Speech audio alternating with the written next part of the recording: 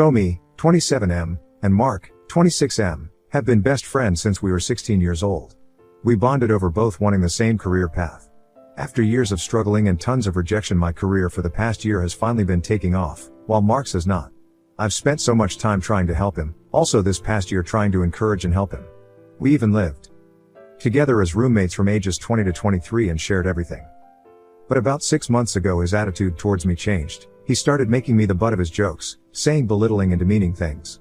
I was, kind of a happy-go-lucky type of guy, and I just brushed it off. Thought he was just a little jealous and having a hard time and was understanding of his situation. I get it, it's a harsh environment to want to work in with tons of rejections and seeing your friends suddenly get the success you have always dreamt of.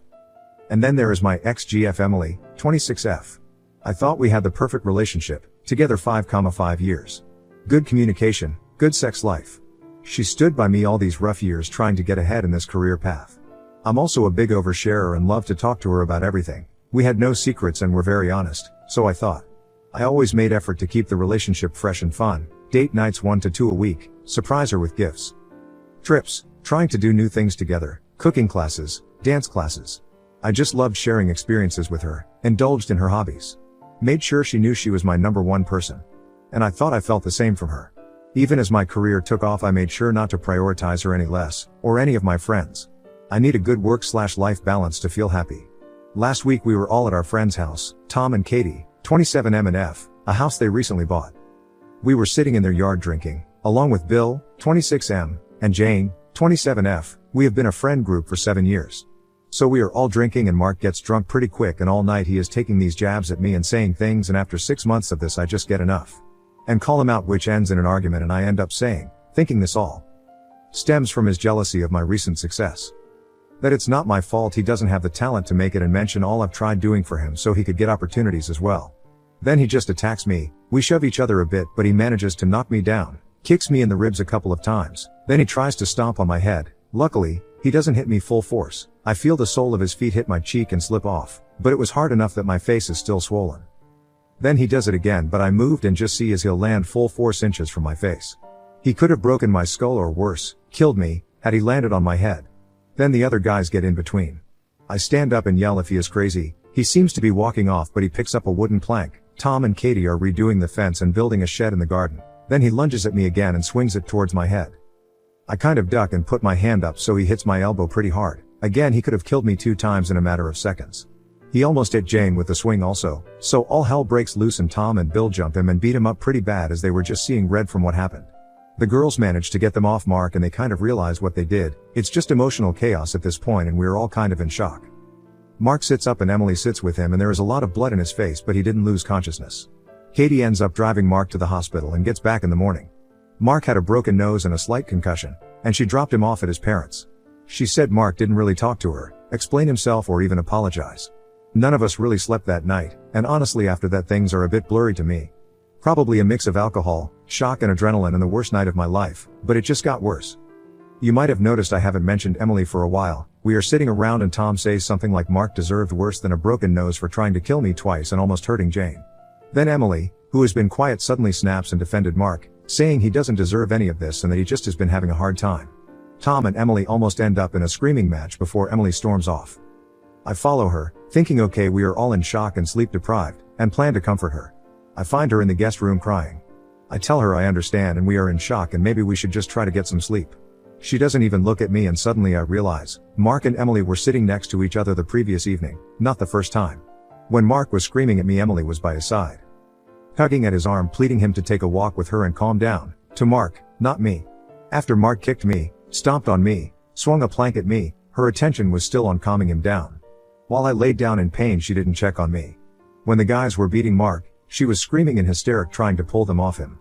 I don't even remember her asking me once if I was okay all night. So, I ask her, are you cheating on me with Mark?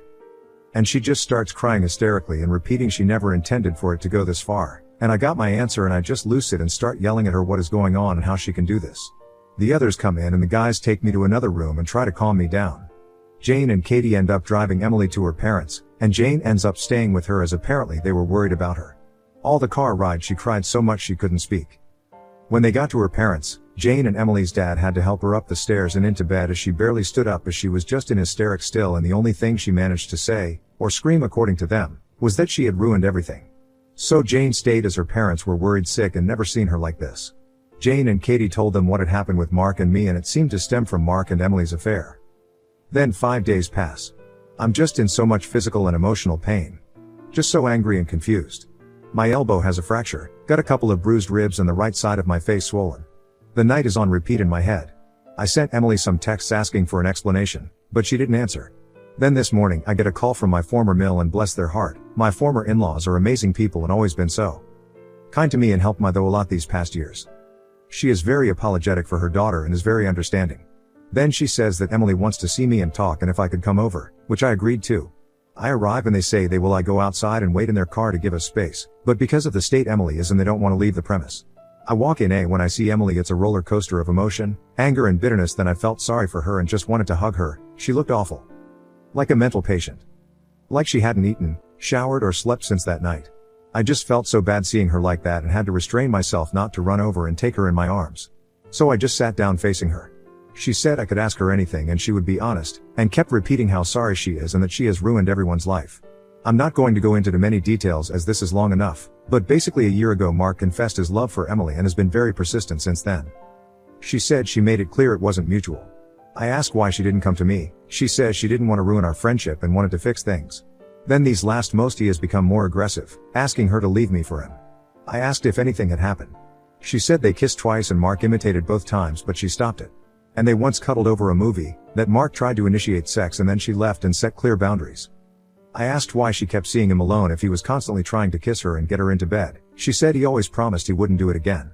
I asked why she didn't cut contact, why she kept answering his DMs, kept meeting him, giving him false hope and leading him on, if she liked his attention. Then she said the strangest thing, that she felt bad for him, felt sorry for him, felt protective of him like she was his big sister WTF and she needed to help him get over her. That she even set him up on a date with a friend which he sabotaged by being a dick to the girl. I asked her if she was stupid, if she was telling the truth. She did nothing but keep his hope and crush for her alive by keep giving him all her time. She started crying and doubled down on having a sister-brother relationship with him and wanting to fix everything and that he was just having a hard time and she wanted to help him to get on his feet again. But he kept getting more persistent and started talking about me in a bad way and that I didn't deserve her. She says she regrets everything and said she was just stupid and had ruined everything and dealt with everything in the worst way possible. But she did it in good faith, not realizing she was just making things worse. Then I ask her if she has had any contact with him since that night and she takes this awkward pause before starting to bawl her eyes out and saying yes. That just destroyed me, completely ruined me. This man, for over a year tried to get with her, tried to kill me, and I wait 5 days for her to answer me only for her mother to call me on her behalf and meanwhile she is texting with him?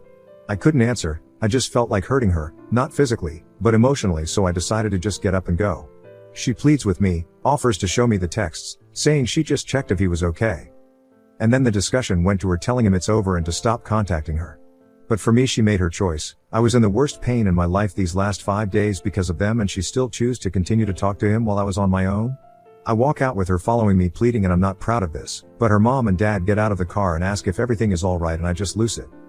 I yell that their C-word of a daughter has ruined my life, how she could choose the man who tried to stomp on my face over me. I was so angry I couldn't even drive, so I just start walking away. I don't know for how long he was walking, but my ex-fool drives next to me, tells me to get in, which I do, expecting him to yell at me or tell me off, but bless his heart, he just drives me home. We didn't talk all the way, but when he stopped outside of my place he put his hand on my shoulder. I couldn't even look him in the face after what I said to them. Emily did text me screenshot of their texts which seems to prove what she said, that she only checked if he was okay and then said she couldn't keep him in his life. That she would never forgive him for attacking me. She also sent more screenshots of their previous chats, mostly of her telling him to stop, that she didn't have feeling for him, and of her rejecting his advances. But as they have been talking for over a year, I guess she could cherry pick parts of the conversations that look in her favor and leave other parts of texts out. I have not responded yet and I don't think I ever will, and I will block her, but for some reason I just can't yet. Now I'm here just getting this all out of me. I just feel so betrayed and angry and horrible. I want to hurt Emily and Mark so bad, not in a violent way, just emotionally. Make them feel the pain I'm feeling, and I know that's not a healthy way to feel, or a healthy thing to do, so I hope just writing this out, even if no one reads this, will help me start to process what the hell has happened. How my life went from feeling perfect to feeling like I will never feel good again. I feel like this pain will never go away. How on earth can someone heal from this? I feel like I lost everything. The people I used to love with all my heart, I feel nothing but hatred for now. I know Emily said she didn't cheat as in had sex, which I doubt because I'm not stupid. Even if they didn't have sex, she still betrayed me on so many levels, as did Mark. I don't think I will ever forgive them. I don't feel like I will ever get in a place where I would even consider trying to. So to anyone who has ever been through a betrayal like this from partners or friend or both, what is my next step? How can I do to begin the process to just stop thinking about this and just start trying to live my life again? Update. So, I haven't felt the need to update till now because I kind of need advice again, or just reassurance on what to do. As so many have asked for an update on the whole situation, I will try, but going into many details will make this far too long. The situation I need advice on is the bottom paragraphs. Sorry, this is so long again. I didn't mean to, but when I started writing I just felt the need to get everything on my mind out. Mark, everybody told me to press charges. I don't know, maybe many of you are Americans with too much belief in a justice system or have watched too many TV shows about lawyers. It doesn't work that way, at least not in my country. I talked to 2 lawyers and the outcome was I could press charges, but him going to jail is highly unlikely. The most likely outcome is that he has to pay for the trial and pay me a settlement. Might be a large fee, could be a small fee, because I wasn't seriously hurt and no long-lasting damages. My friends could testify to the severity of his assault, but the judge will most likely rule by the damage that was done. He might get probation but not jail. So yeah, I could maybe ruin him financially, but then he could press charges to Tom and Bill, and there is a bigger possibility they would end up worse from that case than Mark for mine. As they did break his nose and give him a concussion, and with a decent lawyer he could make it out as having lasting physical effects from it. So this could become months up to years of dealing with this, and I just want this over with. His reputation has suffered. He lost some friends, some said they would stay neutral. His older brother told me that he and his parents have expressed their disappointment in him but aren't disowning them, but his younger sister took it really hard. She used to joke that she considered me as her older brother at Mark's expense, light-hearted jokes, not cruel. She also looked up to Emily, so she took it hard and has refused to talk to Mark. He did send me a long apology letter but not once mentioned Emily. Just his behavior towards me and the assault. It was sincere but not heartfelt. He owned up to a lot of things but blamed others on his mental health. I have not responded and will not. Jane and Katie, some of you, after I commented that they told me that Mark might have been abusive to Emily, that they might know more than they let up or were sticking by her. So I kind of played dumb, talking about how I couldn't believe I didn't see the signs, if they saw the signs. And yes, they knew about Mark kissing Emily, but claimed they didn't know the extent of it, just that Mark and Emily were spending time together and Emily told them he kissed her, but she dealt with the problem. I didn't really believe that that was the only thing they knew, as Jane got very defensive when I confronted her more about this. That had a domino effect as Tom got mad at her for keeping it a secret, and what else she isn't telling him. In his mind, if she can keep a secret like that, what else can she keep secret about? So that has caused some strain to their relationship. I'm staying out of it but told Tom not to get angry at her for my behalf. Kate did come to my home and asked to talk. She said she genuinely didn't know. She just kind of walked in on the kissing conversation and Jane and Emily downplayed it. Later, when asking Jane, she told the Emily had dealt with it. She swears she took it as if she had told me, and she had no idea other than that what was going on. And I do believe her. She seemed very genuine and apologetic, unlike Jane. I don't hate Jane or resent her, but I'm disappointed and frustrated, so I've kind of been LC/NC with her these last weeks, as I just feel no interest being around her, which has affected slightly my friendship with Tom, as I've been hanging out with other people instead. Emily, so where to begin? Many of you said go no contact, but I know myself, it would have driven me insane not being able to get everything off me chest and find some sort of conclusion to what the hell happened. And one person messaged me saying that he was raised to face his problems in person, and that resonated better with me than going NC, though I plan to do that after meeting her again. I also had to apologize to her parents, and get my car as it was still at their place, so 4 days after that incident I called them, asked if I could come by, talk to them, and if they would let me speak with Emily again. They actually were relieved. Part of me thinks they thought I was planning to forgive her or something. So I went there, we talked, I apologized. They said they were disappointed and shocked at me yelling those hurtful things, but understood that I was going through a lot of emotions and in a bad place. Then we hugged. Then they went outside again and I went in the living room where Emily waited for me. She walked towards me with the saddest face I have seen and asked for a hug, but I said no and asked her to sit down to talk. I asked her to tell me everything again, and asked if he was in any way abusive, as Jane and Katie implied, and she gave me the same version as last time but with some additions. She said she didn't fully realize at the time. She just felt as this situation was her responsibility to fix, but the reason she couldn't do it or come clean was Mark.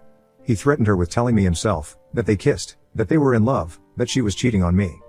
When she tried to cut communication with him, he said these things, that she would ruin our relationship and the friendship between me and Mark. That I would believe him and not her. So she felt trapped to dealing with this on her own. I asked if he was physically abusive. She kind of hesitated and said not really, but on 2 occasions he did hurt her, not badly but to the point of pain. One time at an event we were all at together. He got her alone, asked her if she really didn't love him. She said no and to not do this there and tried to walk away, but he grabbed her wrists and wouldn't let go and dragged her closer to him and hurt her wrists. I remember that night, and I remember about halfway through Emily went quiet and distracted but told me she was just tired. The second time was similar, but they were alone and he grabbed her bicep and squeezed and she got bruises. But I don't remember any bruises on her. I would have noticed and asked about them. Maybe she hid them. I also asked if it really wasn't sexual. That his intentions were obvious and why she kept putting her in that position. She just said she didn't know. She was being stupid, but they never had sex. I also asked why he had so much power over her that she, for a year, couldn't find the strength to just tell me, why she believed I would trust his words, not her. Again, she said she didn't know, that she just kept making mistakes. I asked why she ignored me after Mark attacked me but not him. She just started crying and kept saying she didn't know why. She just thought our relationship was stronger than that and we would bounce back, and she was worried what Mark would do. I said that was the reason that hurt me the most. She was too busy worrying about him and not about me. That to me she chose him. She said she didn't choose him, but I stood firm on that it felt like that. Then I explained how much she and they had hurt me, all the trust was gone, and we were done and I would no contact with them. She asked if there is a point in the future we could be in each other's lives and I said no. But it was eating me away as there are so many things I doubt in her story, so I reached out to Sarah, 27F, Emily's best friend, and said that I was just destroyed and felt like nobody around me were telling the truth and begged her to just be honest. To my surprise she answered. It appears she knew a lot, but Emily kept her out of the loop with many things. She knew about Mark, said she told Emily to stop talking to him and tell me about his behavior. She knew about them kissing and that Emily regretted it and was the one who stopped it from going further. She told me that to begin with was that Emily felt validated. She used to like the dynamic in our relationship where I needed her support when my career was struggling and full of rejections. Not like I was constantly crying on her shoulder or relying on her money, but on many occasions she was my support system, the one who took it upon herself to cheer me up, hug me, cuddle, motivate me, make me believe in myself and keep going. And when my career took off, she felt that dynamic missing, but then Mark was in the position I was in and she could give her support to him and feel that validation again. I was just baffled. Sarah said she was too when she told her. I asked if she felt validated by the sexual attraction from Mark. Sarah said Emily never really talked about that, but as a girl herself and knowing Emily for 20 years, she told me she suspected that was a part of it too. Then I asked, as I've been fearing I might have been delusional about being a good boyfriend, if she ever talked bad about me. Maybe I did something to drive her into Mark's arms. Sarah said not really, that Emily always sounded very much in love and talked often about how happy she was, how I made her feel special to the point Sarah was almost jealous. On a few occasions Emily did call me overbearing, clingy, and I would sometimes shut down and be selfish, but never anything worse than that. Since then I kind of think Sarah has been flirting with me. She texts me every day, at first just things like how my day was or how I was feeling. Then memes that are kind of sexual, but I have no interest in anything with her, so I guess I will have to shut that down. I don't want her thinking I'm leading her on. So I'm just trying to come to terms with all of this, trying to move on, and then about 8 to 9 days back I get a text from Emily. I blocked her on all apps and social media. We always communicated with those but rarely with our phone numbers, so it genuinely slipped my mind, or maybe I subconsciously I didn't. It just said, "How have you been?" Followed up with her saying she smiled and laughed again for the first time because of me, and a photo of me on her TV and how proud she is of me, and she looks forward seeing my career progress. I work in the entertainment industry. My big break early last year was a job behind the scenes which progressed to me getting in front of the camera. I'm by no means famous and at just a little show, although growing in audience and popularity since we began. Not on the main channel or anything. I made the mistake of responding and we chatted for 2 days, not about us but about some political issues in the country. I kept my distance still. If she texted I just waited until I was in the mood to answer or finished what I was doing first. Then she asked if I could find it in my heart to let her in my life again, if only in a small way in the future. I said I needed more time but unlikely, told her I couldn't keep doing this for my mental health, said goodbye and blocked her. Again, thought this was over, but then last Friday night around midnight I get a knock on my door and lo and behold, there stood Emily soaking wet in the rain like some freaking scene in a movie. I asked what the hell she was doing here. She said she was out drinking and wanted to see me but got cold feet as soon as she left the taxi and stood by. They rode for 10 minutes but was too cold to wait for another taxi now. So I let her in, gave her some old sweatpants, t-shirt and hoodie of mine, and gave her a bag to put her wet clothes in. So the story is her girlfriends peer pressured here to go on a girls' night out, but she didn't feel ready but went anyways. They are drinking and she gets her favorite cocktail. When we were together but went out on our own, we used to have this thing where we would message each other all night, with funny things that happens. Inside jokes about situations or just send pics of our drinks, the fancier the better. We were that annoying couple, yes, always on our phone talking when separated. And she instinctively reached for her phone to send me a pic, but then realized she could never do that again and felt a wave of sadness. She drank some more, and then, after telling her friends she didn't want to meet or talk to men, they invited some guys over. Told one of them Emily was single and he was flirting and trying to get her attention, and her friends kept creating situations leaving them alone together, and she had enough. She also told me that the guy was boring, uninteresting and pathetic, and ugly. Emily rarely talks like this about people, which brings me to this point. I know sober Emily, tipsy, drunk Emily and drunk Emily. She seemed to be in the tipsy, drunk state, but usually she is very giggly and bubbly then. Now she was completely cold and distant, never looked me in the eye, opposed to last when I met her, where she looked at me with such sorrow and regret. She even almost talked in a monotone. Never have I seen this Emily, like she was a different person. I was tired and just so weirded out, my mind went kind of blank. Then she just sat there not saying a word. I went on the taxi app and ordered her another taxi, but after 15 minutes the app said it was still searching for a taxi, so I thought screw this and offered to drive her home, as I didn't think her staying over was a good idea and suspected that that was her agenda, and I was calling out her bluff, but she just got her things and went to my car without any protest or saying anything in general. In the car the mood was still so weird. She asked to choose the music, I said yes. She asked to hold my hand while we drive for one last time. Stupid me said yes. Then she just sat there and looked out the window. Never looked at me. This attitude kind of disarmed me. My mind was blank, but in a lame attempt to lighten the mood I joked about driving her back to her friends and maybe Mr. Pathetic was still there. She just shrugged, said she was done with men forever. All they did was abuse her trust, manipulate her emotions and goodwill, and put her in lose-lose situations. I don't know if that was a stab at me, Mark, or both.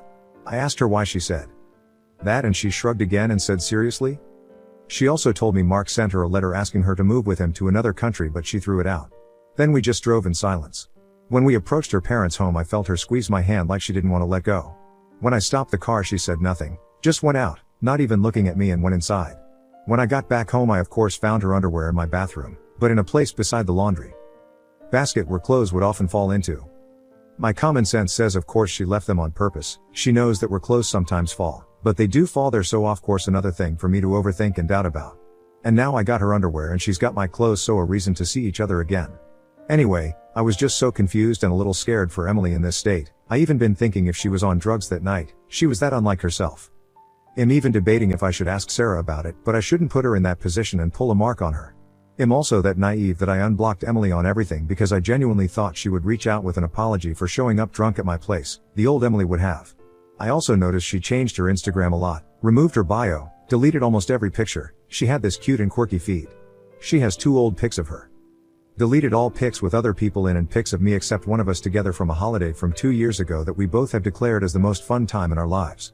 I felt like I was making a tiny progress, but now I can't stop thinking about her again. But the truth is that I really miss Emily, so much.